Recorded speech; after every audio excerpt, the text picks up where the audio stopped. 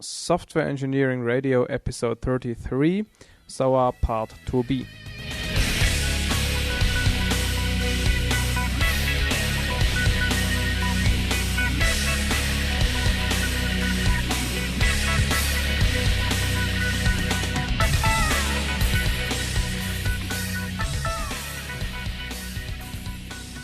Hey, welcome to another episode of Software Engineering Radio. This is Sca 2b, which means it's the continuation of Sca 2a, which has been the most recent episode.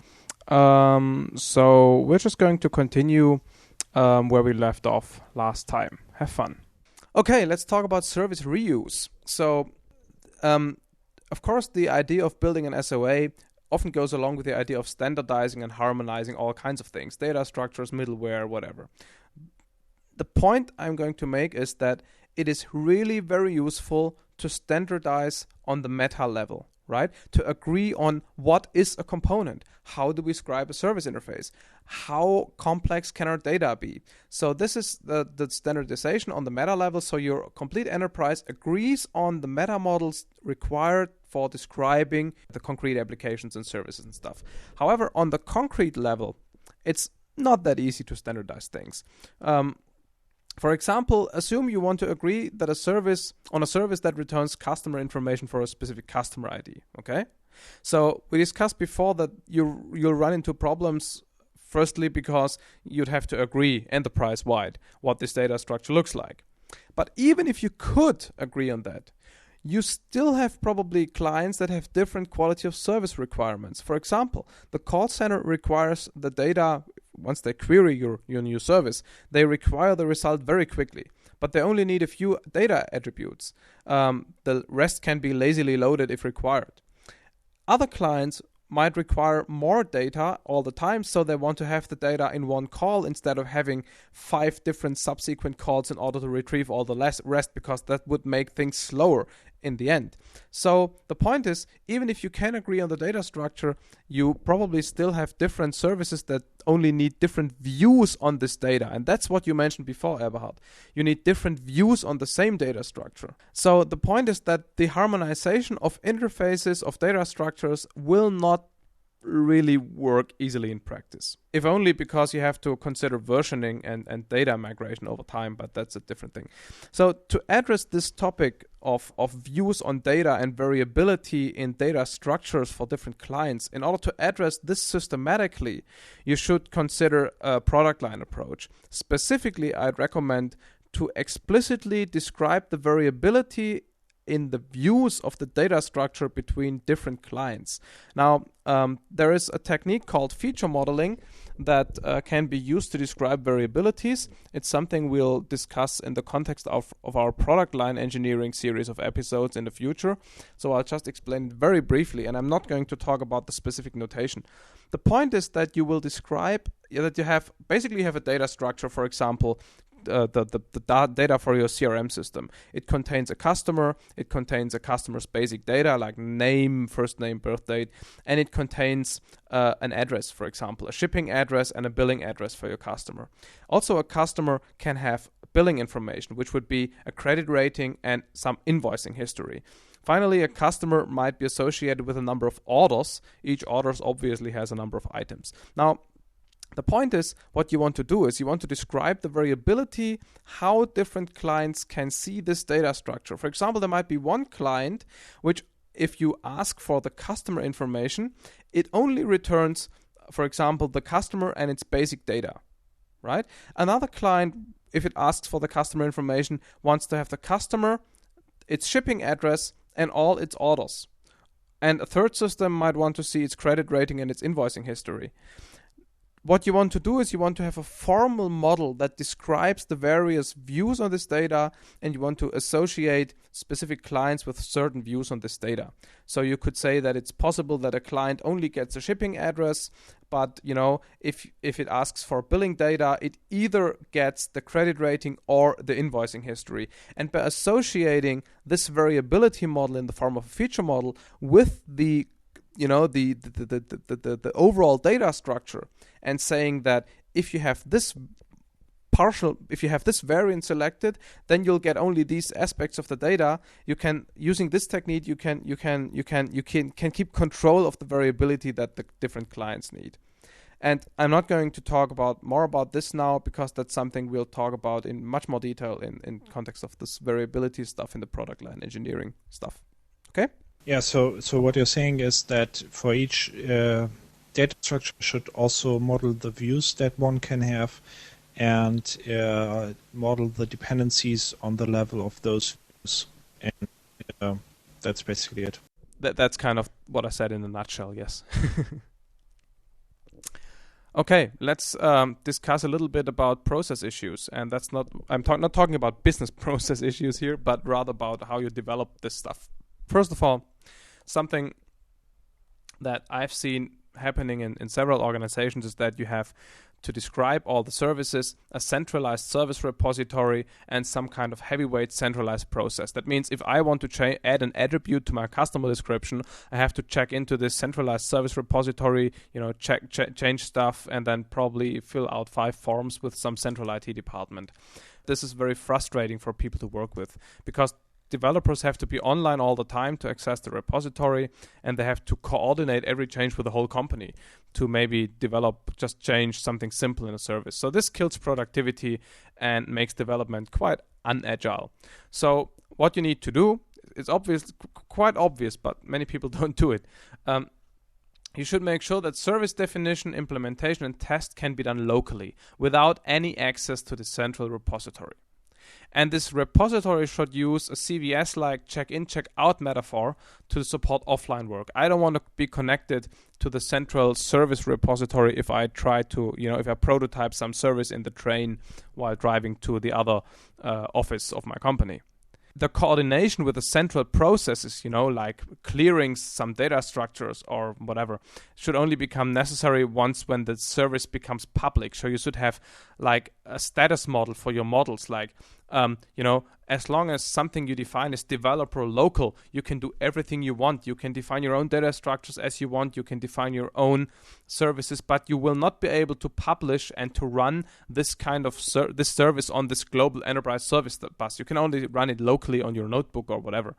And then you can then, once you ran your unit tests, you can then make this this model and this code basically repository global, that says that everybody else can see it, and then it has to conform to certain enterprise-wide standards like naming conventions, data type structures, whatever.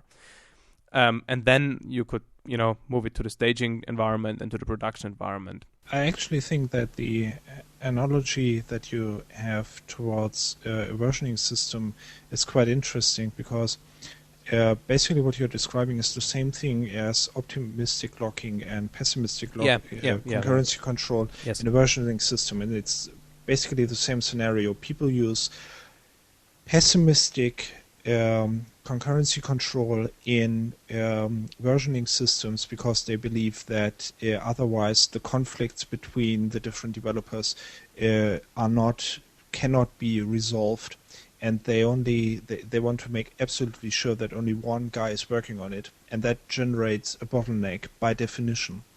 And that's basically what you described with the approach to the central repository as well. Use an optimistic concurrency control and try to enforce standards and so on when you check stuff into the repository, and use the optimistic concurrency control. Yeah, good point. One last thing here.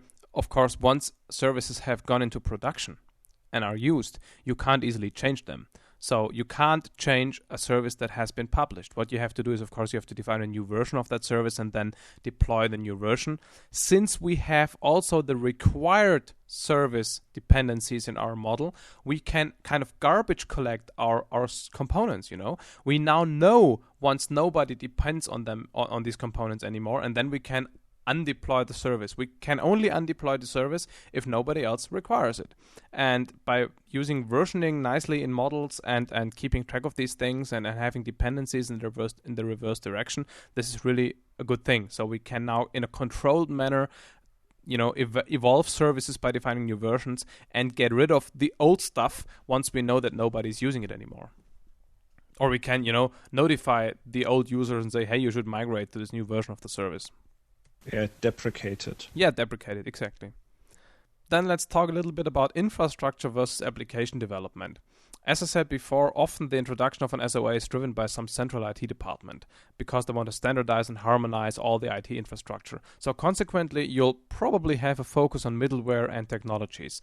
My recent customer they had these meetings with IBM and with Sun, who tried to sell them on JBI and SCA and all that stuff. And anyway.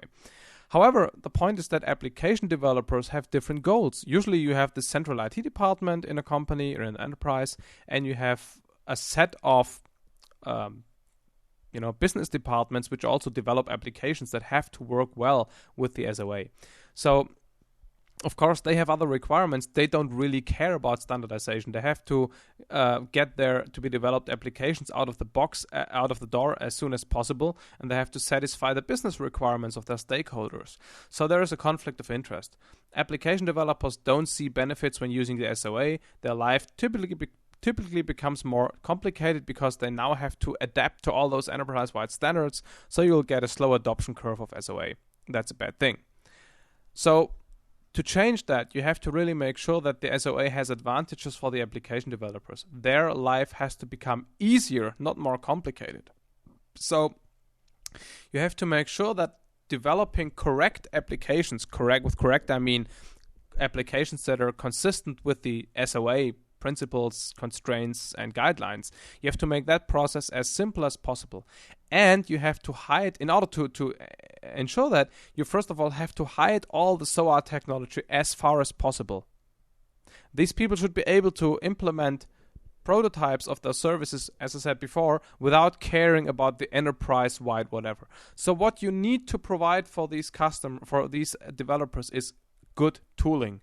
They need to be able to, they need to have a modeling tool where they just draw their services and stuff, press a couple of buttons, and after half an hour, they're ready to test their application logic, service compliant, on their local machine. It's not yet deployed enterprise-wide. That's different. But the development of the business logic should be as painless as possible, and implementing correct applications should be made as easy as possible, and that requires good tool support. So you always have to take your developers with you and provide nice tools that make them more productive. So for example, obviously you'd, support, if you're in an Eclipse-based world, you'd provide an IDE plugin that generates the skeleton codes based on the models. And once your models are kind of official, they can generate the glue code so the stuff can run on some, enterprise class platforms. Yeah, but the prerequisite of that is that everybody uses the same IDE. And everybody uses the same language, right? No. I mean, the point is if you have several languages or several IDEs, then you need several generators and or several plugins. So, I mean, yeah, this is more work, but it's not a showstopper at all. I mean, we have generated for C++ and for Java the necessary stubs and skeletons and service glue code and stuff. So that's not a real problem. Of course, the more heterogeneous your landscape is, the more work it is. Yeah, but I get the impression that often in real enterprises there is nothing at all that people ever standardized on. And what you're saying here is they should standardize and have better support for their SOA. And it's still if you want to do an issue, SOA, right? And you don't standardize on anything, you're not going to get an SOA. Yeah, okay, so I mean, you have to standardize on the meta model on certain technologies at some point. Not yet, but at some point. You'll have to standardize on a limited set, although not one, a limited set of programming languages, and so on. So, I mean, yes, it requires some standardization. I mean, so what you're saying is probably that you shouldn't enforce the standardization on the people, but rather make it something that is worthwhile for them. That makes their life easier. You shouldn't require them to do something strange. You should tell them, hey, here is this new paradigm, and we have this nice documentation and or tool support. And implementing an application of the kind they want to do actually gets easier, not more complicated than before. And that usually requires some kind of tool support. And I mean, I'm not saying that you should standardize everything, but the paradigm based on which you develop applications should be standardized. And of course, if people don't want to use these generators or tools you provide, they can still do everything from manually by hand, because in the end, of course, you check conformity once you deploy, right? Let's take a short look at legacy code. The stuff we talked about before is obviously especially nice and useful for new services, but you can also use it for legacy code. You can, for example, basically reverse engineer your COBOL systems or whatever, or your Java interfaces, and generate service interfaces from that, assuming your legacy applications are in some way structured, which is often not the case, but if they're in some way structured, you can then, of course, reverse engineer these structures and derive the components and service structures from them, and then basically generate adapters that can adapt to the legacy systems. Of course, that doesn't always work. So sometimes you would also want to describe the interfaces manually and then either generate a legacy adapter component if you have formal mapping from your new interfaces to the old stuff, or in the worst case, consider the adaptation to the legacy components or to the legacy stuff as an implementation detail and do it manually. Before we finally talk a little bit about business process modeling, let's talk about the spaghetti misunderstanding. Do you know what I mean? I know the large spaghetti-like monster, but and the spaghetti incident, but that's all. Yeah. Anyway, so the spaghetti misunderstanding is as follows. You probably have all seen these pictures where you have this big ball of mud with a lot of, typically bullets or systems which everybody depends on everybody. And, you have these interconnections from everybody to everybody else. So you have this spaghetti kind of system. And then you have this other diagram, which is typically labeled SOA, where you have a number of systems which are nicely arranged around a central thing, which is usually called the enterprise service bus. And what this thing wants to tell you is, if you do an SOA with a neatly defined enterprise service bus, then the many-to-many dependencies of the previous spaghetti-like architecture are resolved into clear one-to-one architectures because everybody only depends on the enterprise service bus. And that picture kind of suggests that you should have only one enterprise service bus with basically one middleware. You have to agree in the whole enterprise on one middleware, and people then typically say it has to be web services. And that's, of course, complete crap. First of all, web services are usually not really the best thing. Many of the enterprise service buses use middleware, like, for example, TIBCO stuff or other JMS-based implementations, which is at least as good as web services. Web services are good for external services, but not necessarily within an enterprise. The other thing is that the really important thing is not that physically at runtime there is only one middleware.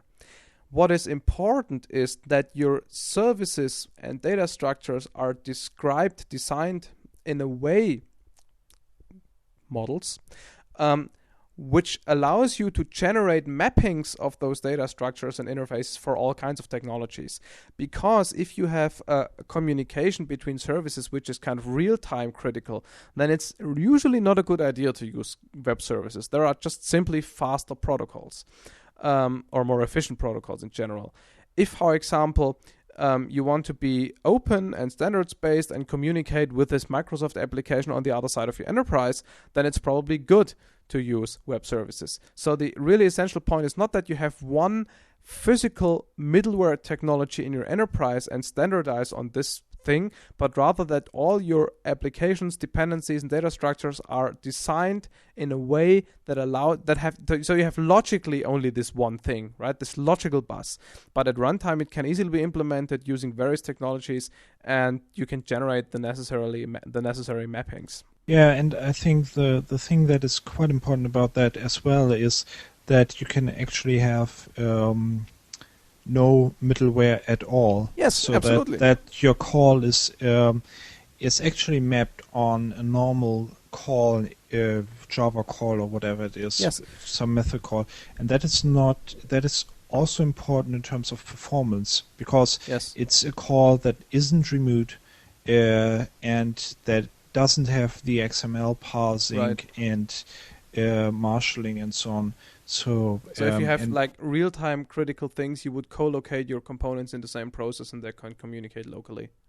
Yeah, and I mean, it's also, the first law of distributed objects by Fowler. Which is don't distribute. Yeah, and that's basically why this is probably really important. Yes. Because it allows you to have an SOA even though you don't distribute your objects, yes. or at least not all of them. Yeah, not all of them. So the point is just you will have different quality of service requirements for different communication paths, right?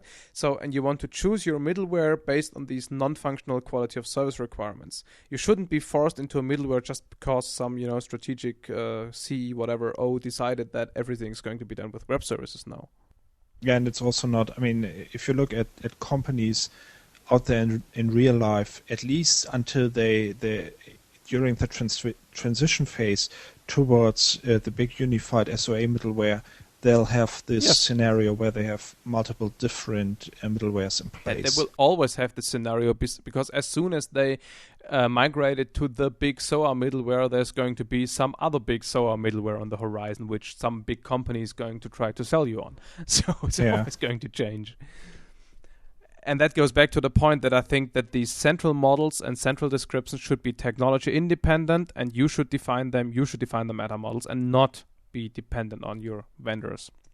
Yeah, and it also, in the real world out there, usually the IT infrastructure of a company is quite heterogeneous. Yeah, and will always be.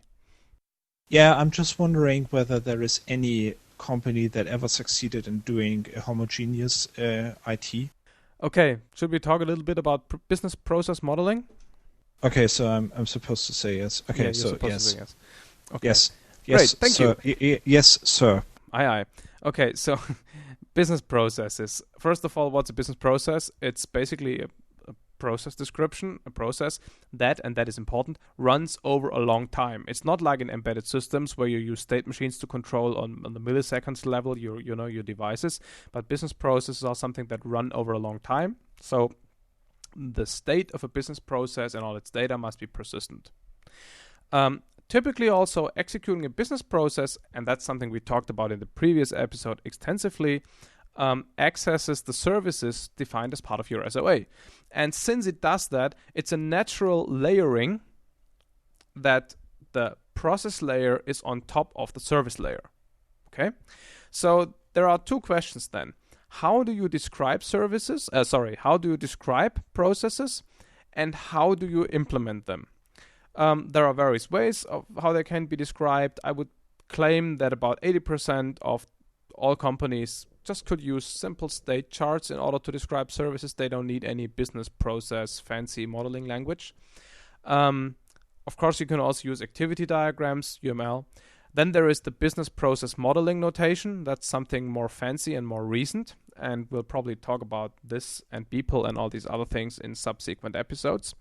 Yeah, I'm just wondering how many subsequent episodes we're going to have. Oh, we'll have software engineering radio for the next 10 years, I think.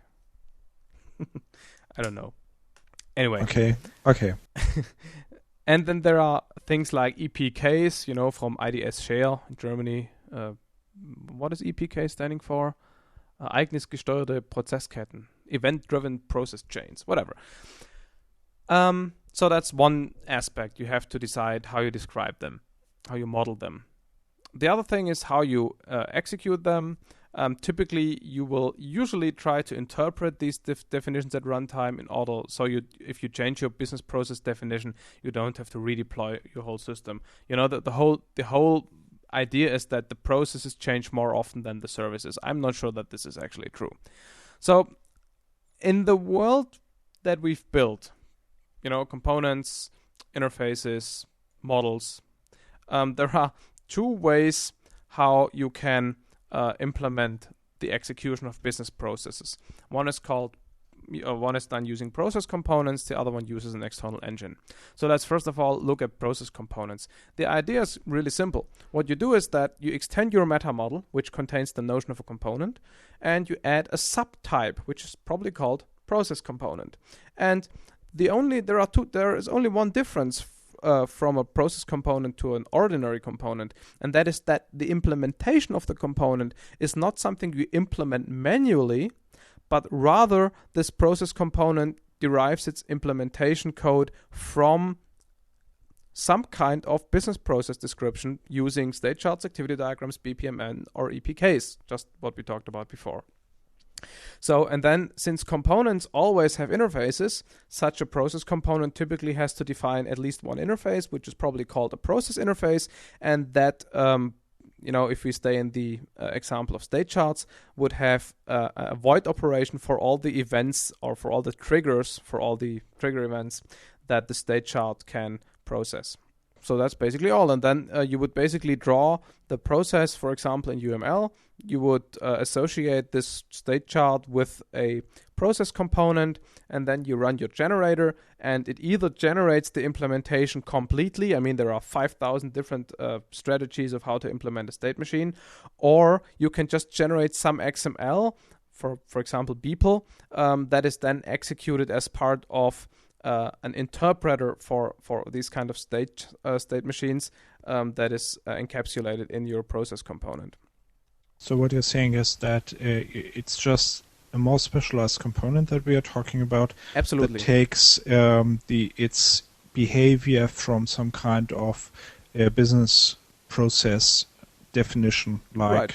So I always advocate then that instead of trying to come up with this generic business logic implementation language like action semantics, some people are talking about, I'd rather try to identify certain kinds of typical behaviors in your enterprise, business rules, validations, and processes. And then you would define a specific notation for that particular kind of behavior, and you would have a business rule component, a validation component, a GUI component, and a process component. And the implementation of the process component would be described using a suitable process description notation. And then instead of implementing your component manually, as is the case with general purpose components, you would generate the component's implementation derived on the business process description that you've described somewhere. And there are various details we could talk about, but I think we shouldn't go into too much details without any visual way of describing things. The other way is that you consider business processes something that is basically outside the scope of your component service thing. So you basically buy an external business process engine. There are various products on the market. You can describe business processes using, for example, BPMN.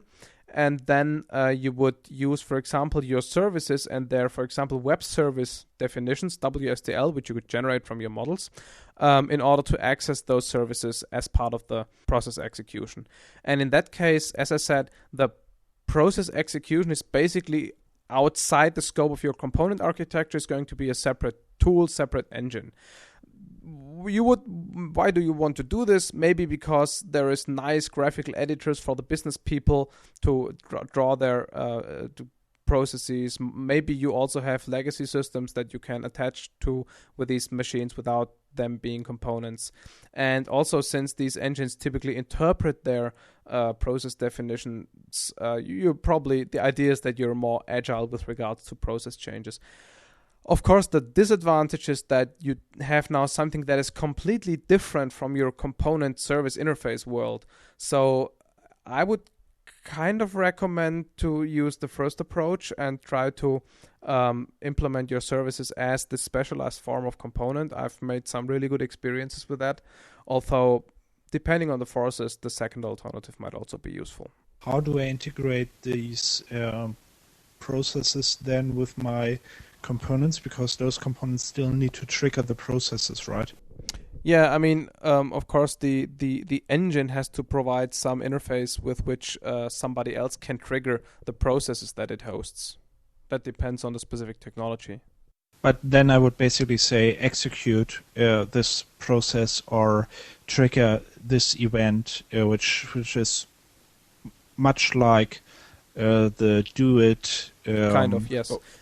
Do it open parentheses string close parentheses. It really depends on the process engine, because it could also generate a specific web service interface WSDL file for each of the services you described there, and then you could read this file and build your model from it, and then generate proxy components.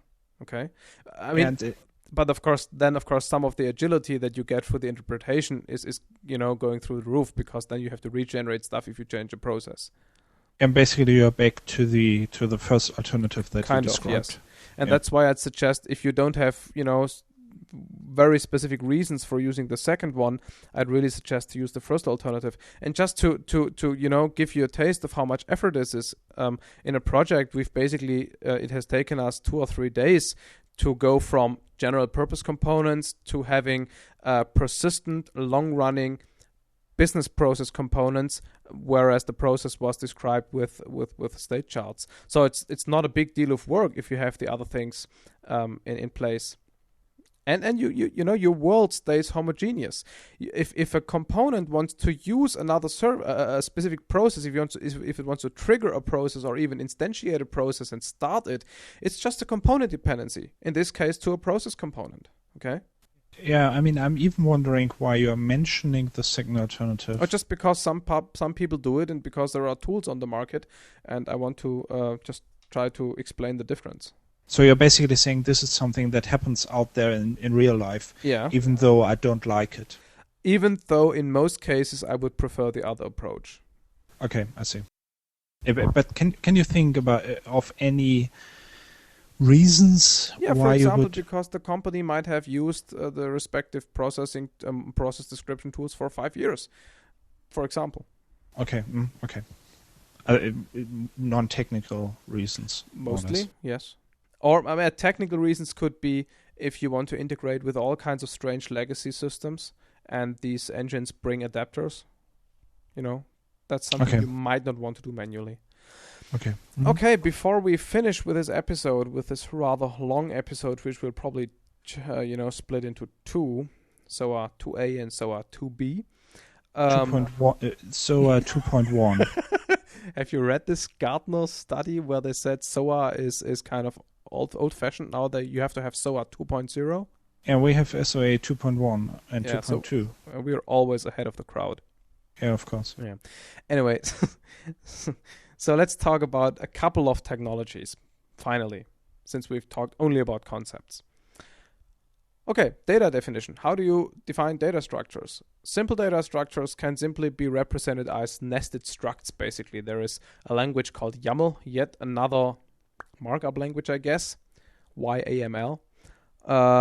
It's basically, as I said, it's a way to describe nested structs. That's enough for simple data structures. More complex data structures should be represented using XML. Of course, you have to consider some of the performance issues. You might want to have binary representations of the XML info set to get some better performance there. And it really depends. Depends on whether this is the bottleneck. You should use XML schema for data definition. The DTDs are somewhat out. You shouldn't use them anymore. If you want to access these schemas more comfortably, you can generate binding classes.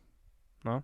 So you have a nice API towards your XML document. Of course, be careful, warning, the interpretation advantage is lost. If you change your data structure, you have to regenerate your binding classes.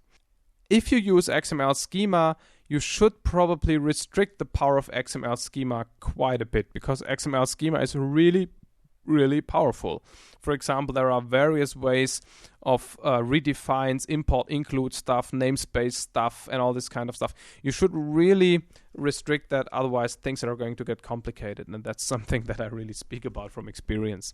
So you might want to use UML, for example, to define your data structures, and then generate the XML schema from that, and use the respective constraints on the UML model to make sure that the schema is not going to be too complicated. For the communication middleware, of course, you can use all kinds of middlewares. There is nothing specifically SOA. Of course, the hype says you have to use web services. Currently, WS Interoperability Basic Profile 1.1 is something that's often used. Probably it's already outdated by the time we broadcast this episode. As I said before, WSTL 1.1 is not enough. It's really not enough, because it only describes one service from the viewpoint of the provider, and that really no deployment information. It has no reverse dependencies. It's not enough. In WSTL 2.0, things will get a little bit better, as I mentioned before.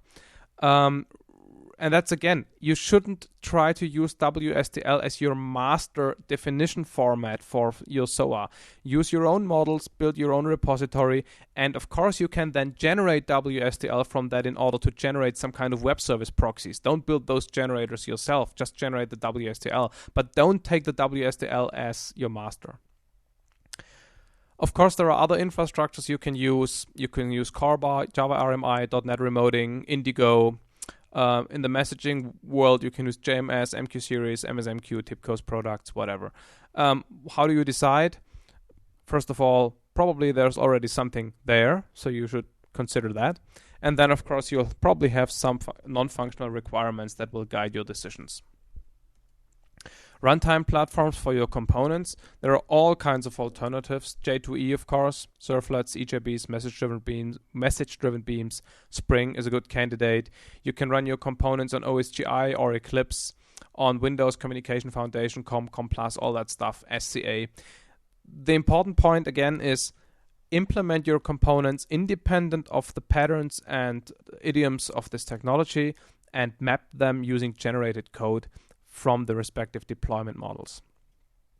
Of course, the choice of the runtime platform should be guided by experience, of course, and non-functional requirements. There is also a new breed of SOA component platforms, which is basically Java Business Integration and the SCA, the Service Component Architecture. Both are really still bleeding edge. Standards are sometimes not even yet finished. We'll very briefly, I'll say something about JBI and SCA, and then we'll probably have additional episodes in the future that talk about JBI and SCA. So JBI is basically short for Java Business Integration. It's a Java standard, JSR, I don't know. It's a middleware, so it provides a unified view on various middleware systems, and it maps the communication between components to standardized message formats, the so-called normalized message. And then it routes those messages among the various components in a JBI container. There are two kinds of components. There are service engines, which implement business logic or transformations, and binding components, which basically serve as adapters to external middleware, such as web services. Services are described in WSDL. More specifically, they use the abstract message definitions from WSDL2. And of course, the point is currently most JBI containers are still local, and that's not very useful. But distributed JBI implementations are becoming available as we speak. My personal opinion there, I'm really skeptical about JBI because I'm missing, the system view. It doesn't talk about deployment and composition and all that kind of stuff. It just basically, again, is a kind of more fancy way of implementing a component and its server. Isn't it more like an enterprise service bus? No, it depends. Officially not, because you can build one. Because if you have a distributed JBI implementation, then this can serve as an enterprise service bus, although the notion of enterprise service bus is usually considered something different. It's basically a message-driven middleware. Yeah, but basically what JBI does is, as far as I know, is that it generates these normalized messages and integrates each and every system into that, plus an engine that somehow executes business processes and does other that's interesting... not part of JBI. Yeah, it would be one of those service engines, for example. Right. Yes, yeah. yes. And so therefore it's basically an integration platform. Yes, it's a container for containers. Yeah, in a way. Yeah. Okay. Yeah, but the point is, it doesn't talk about deployment. There is no description for composition. There is no reverse dependency tracking. There is no data domain scoping. There is all the issues we talked about before aren't addressed by JBI. That's basically what I meant. It's just another infrastructure, yes, but it doesn't do the whole thing that you need to have. And also, it's Java specific. What's the point? If we say that an SOA is enterprise wide, and if you want some, SOA middleware, then what's the point of defining a Java specific infrastructure? I don't get it. So, and the reason why I'm saying all that is because I think that SCA is much better in there. So SCA is an upcoming standard. It's currently, I think it's version 0.9. It's developed by IBM, SAP, Oracle, BA, Sybase. I thought that Sun is already also part of the game, and Eberhard, I think Interface 21 is also in there, right? Yeah, actually we are also part of the SCA standardization. Right. So what is SCA? It's basically kind of exactly what we talked about in this episode. It talks about components, about component instances that are connected. There are interfaces that the components provide and use. You can define modules, which basically contain component instances. You describe all these things, of course, with XML, so you might want to have nice modeling front ends on top of that. But the point is that SCA really doesn't just define components and their services, but also looks at all the deployment and composition aspects we talked about before.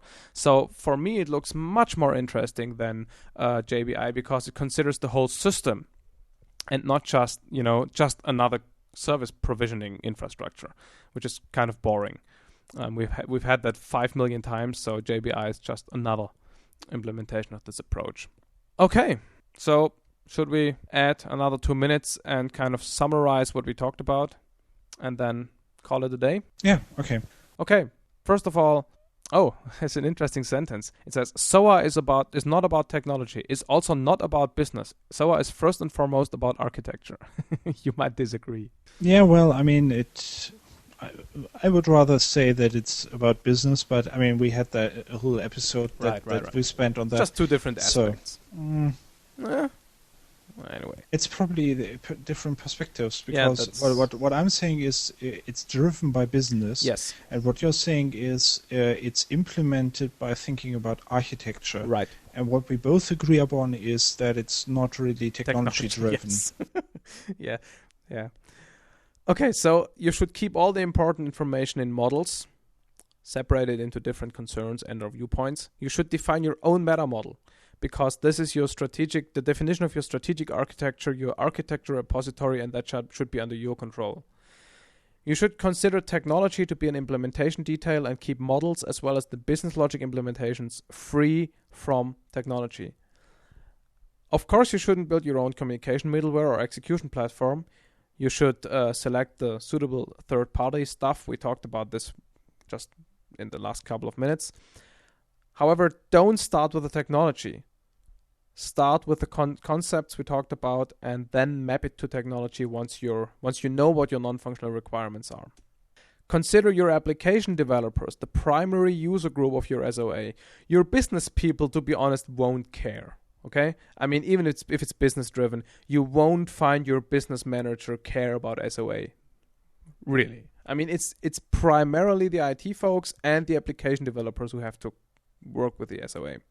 I think it depends on what you're looking at, because what he cares about is budgets, the speed of development, how fast you can change according to the business requirements. Okay. And those are the reasons why we are pushing SOA in the first place. What you're saying again is how you need to implement that by not forcing people to do it, but rather have them give them an easy way to do it and make it therefore easier to adopt it. Yeah. To adopt it.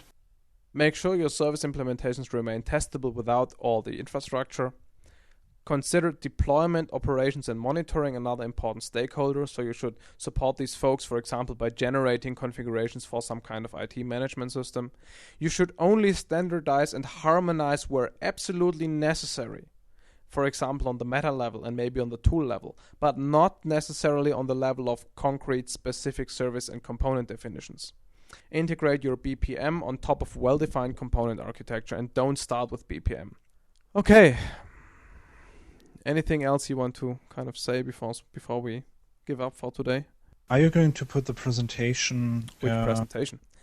Okay, so we admit, right? So this episode was based on a set of slides that I did for various conferences. So yes, I can put them online. Yeah, because that would basically help, probably. Yes. Okay. thanks for listening. Yeah, and have a great day. See you next time. Bye. Yeah, hear you next time. Yeah.